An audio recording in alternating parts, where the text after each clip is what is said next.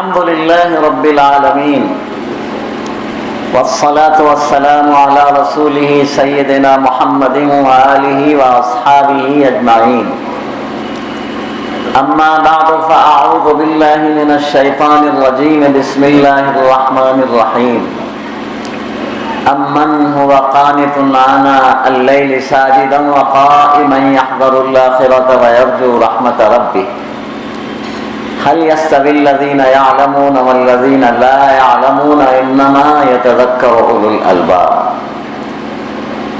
برادر عالی قدر حضرت مولانا خالد سیف اللہ صاحب،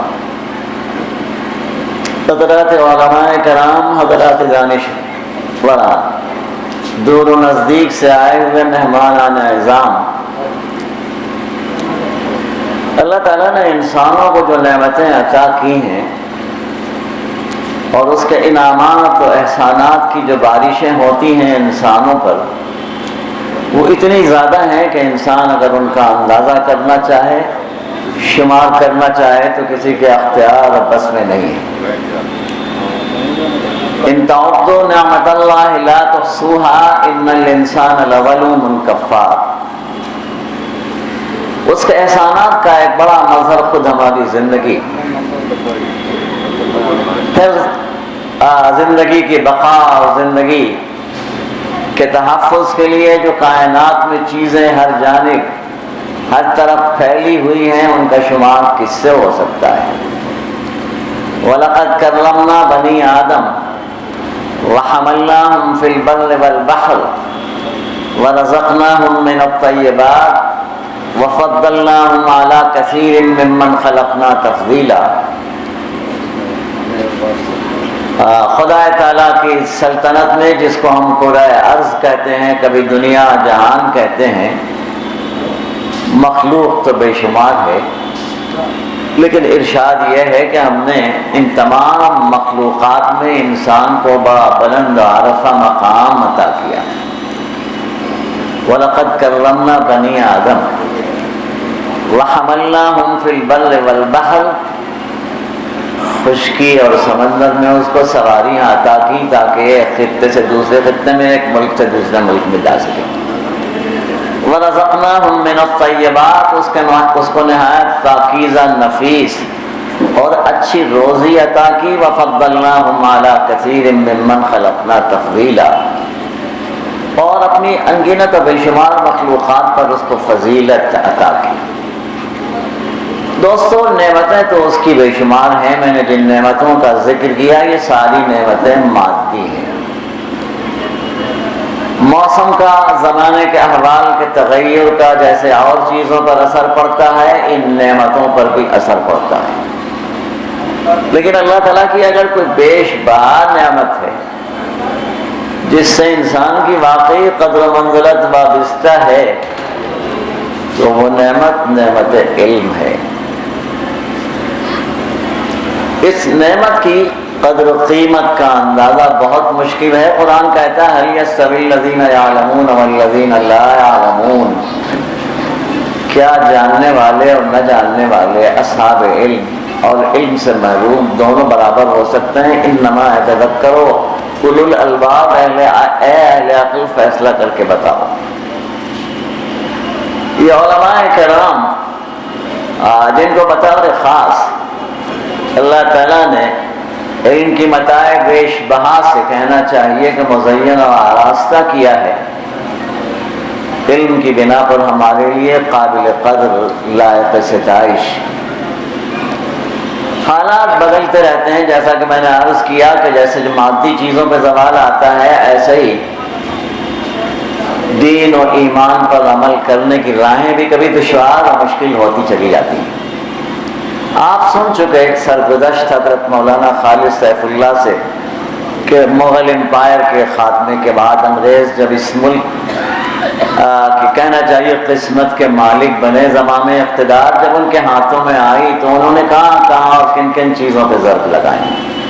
قانون شہادت بدلا، معیشت و کاروبار کے اصول بدل ڈالے، فوجداری قوانین میں ترمیم ہوئی، رائل کمیشن نے کم سے کم 3 سے 4 بار غور و فکر کرنے کے بعد حکومت کو، جب حکومت یہ چاہتی تھی کہ پریسنل لا میں بھی تبدیلی کر دی جائے، تو رپورٹ دی کہ نہیں، مناسب نہیں۔ یہ مسئلہ اعتقادیات سے اور مذہب سے اتنا جڑا ہوا ہے کہ اگر اس کو چھیڑا گیا تو ملک میں عمومی بغاوت پیدا ہو جائے گی۔ بہرحال یہ ساری چیزیں تاریخ کا حصہ ہیں جن کی طرف مولانا کی گفتگو سے آپ کو روشنی ملی، جھلکیاں آپ کے سامنے آئیں۔ انگریزوں کا دور حکومت ختم ہوتا ہے۔ جو لوگ آزادی میں ساتھ ساتھ تھے وہ لوگ دھیرے دھیرے رخصت ہونے لگے، اور اب جو لوگ رہ گئے تھے انہوں نے چاہا کہ جیسے انگریزوں نے قوانین میں ترامیم کی تھی ہم بھی ترمیم کریں۔ آپ کے سامنے مسئلہ آیا متبنہ بل کا، فسخ نکاح کے سلسلے میں جو کوششیں کی گئیں ان کا، علماء نے بحثت مجموعی اس سلسلے میں جو قربانیاں دیں اور جد و جہد محنت و جافشانی کی ان کا ذکر آیا۔ علماء کا حال یہ ہے کہ ہوا ہے وہ تند و تیز لیکن چراغ اپنا جلا رہا ہے، وہ مرد درویش اپنے جس کو دیے ہیں انداز خسروانہ۔ حالات چاہے جتنے نامساعد، ناموافق و ناسازگار رہے ہوں، انگریزوں کے دور حکومت سے آپ موجودہ عہد تک دیکھیں، یہ کبھی تھکے نہیں اور ان کی ہمتیں کبھی پست نہیں ہوئی۔ ایسا لگتا ہے کہ حالات جیسے جیسے ناموافق ہوتے ہیں ان کے حوصلے بلند ہوتے چلے جاتے ہیں۔ منزل تو تھی ہی پیش نظر، راہ شوق میں کچھ پیچ و خم بھی ذوق سفر بخشتے گئے۔ آج بھی بہرحال بحثت مجموعی چیلنجز ہیں، لیکن آپ یقین جانیے کہ ان مردان درویش یا ان بوریا نشین علماء کے لیے جو بشارتیں جناب رسول اللہ صلی اللہ علیہ وسلم نے دی ہیں، وہ اگر آپ کے سامنے ہوں تو آپ محسوس کر لیں گے کہ وہ کون سی چیز ہے جو کشاں کشاں ہر مشکل کی طرف ان کو لے جاتی ہے اور بالآخر کامیابی کے ساتھ ان مراحل سے یہ نکل آتے ہیں۔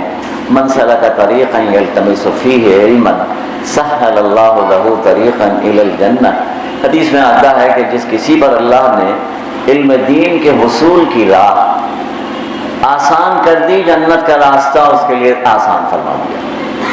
کہیں فرما دیا گیا کہ ان العلماء ورثۃ الانبیاء وان الانبیاء لم یورثوا دینارا ولا درہما وانما ورثوا العلم فمن اخذه اخذ بحظ وافر۔ تو یہ وہ لوگ ہیں جن کے پاس چاہے مادی نعمتیں نہ ہوں، جن کا میں نے تقریر کی ابتدا میں ذکر کیا، بہت بیش قیمت گاڑیاں نہ ہوں ان کے پاس، بہت دلکش مکانات نہ ہوں، بیش قیمت لباس ان کے جسموں پر نہ ہوں، لیکن حقیقت یہ ہے کہ یہ بشارتیں، یہ خوشخبریاں ان کے لیے کافی ہیں دنیا اور آخرت دونوں جہان کی سربلندی کے لیے۔ میں اس موقع پر اپنے رفیق محترم حضرت مولانا خالد صاحب کو مبارکباد دیتا ہوں۔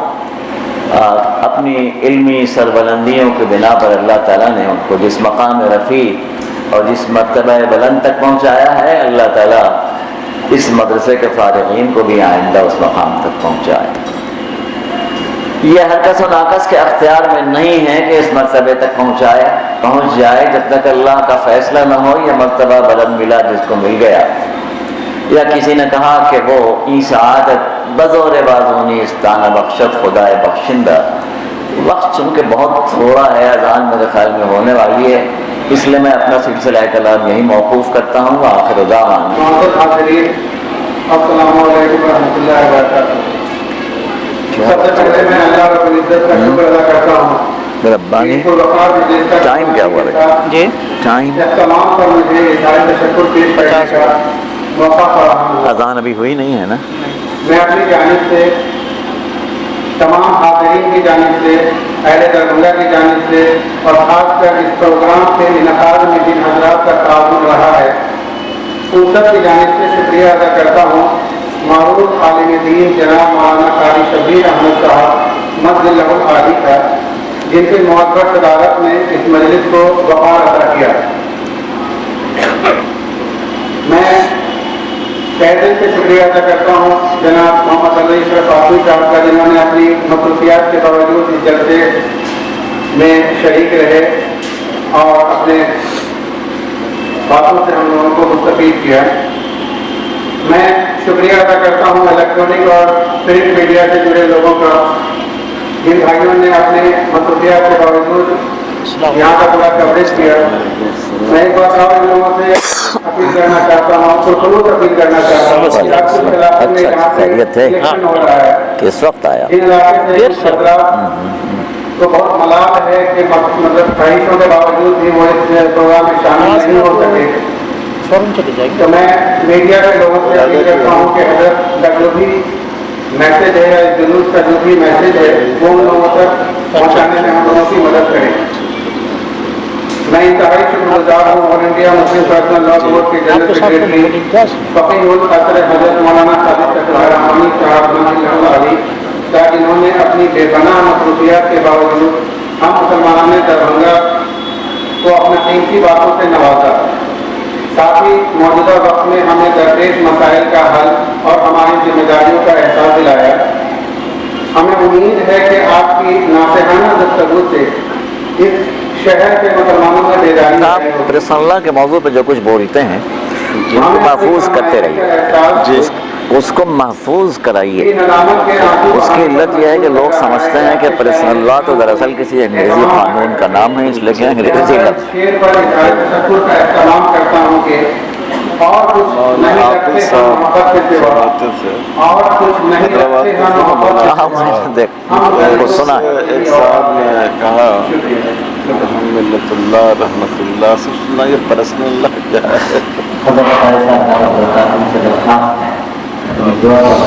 اللهم صل على محمد عبدك ورسولك وصل على المؤمنين والمؤمنات والمسلمين والمسلمات. ربنا ظلمنا انفسنا وان لم تغفر لنا وترحمنا لنكونن من الخاسرين. ربنا لا تزغ قلوبنا بعد إذ هديتنا وهب لنا من لدنك رحمة إنك أنت الوهاب. ربنا اغفر لي ولوالدي وللمؤمنين يوم يقوم الحساب. ربنا هب لنا من أزواجنا وذرياتنا قرة أعين واجعلنا للمتقين إماما. الہ العالمین ہم سب کی تقصیرات سے درگزر فرما. امدن یا سہون جو خطائیں جو قصور بھی ہم سے سرزد ہوتے رہے انہیں محض اپنے بے پایا فضل سے معاف فرما دے. اے اللہ تجھے معلوم ہے کہ ہماری زندگی کے کتنے ماہ و سال اور کتنے لیل و نہار باقی ہیں. میرے مالک ان اوقات میں ہم سب کو اپنی مرضیات پہ چلنے کی توفیق عطا فرما. ہر طرح کی نافرمانیوں سے، ہر قسم کے گناہوں سے ہم سب کی حفاظت فرما. طرح طرح کے پھیلے ہوئے امراض سے، آفات سے، بلیات سے ہم سب کی حفاظت فرما. اے اللہ حد سے بڑی احتیاج سے، افلاس سے ہم سب کی حفاظت فرما. الہ العالمین جب تک زندہ رکھ، دنیا میں باقی رکھ، شریعت پر اے اللہ استقامت عطا فرما. اور اے اللہ جب دنیا سے جانے کا وقت آئے تو ایمان پر ہم سب کا خاتمہ فرما. ربنا آتنا فی الدنیا حسنة وفی الآخرة حسنة وقنا عذاب النار. ربنا تقبل منا انك انت السمیع العلیم وتب علینا انك انت التواب الرحیم. صلی اللہ تعالی علی خیر خلقہ محمد وآلہ واصحابہ اجمعین برحمتک یا ارحم الراحمین.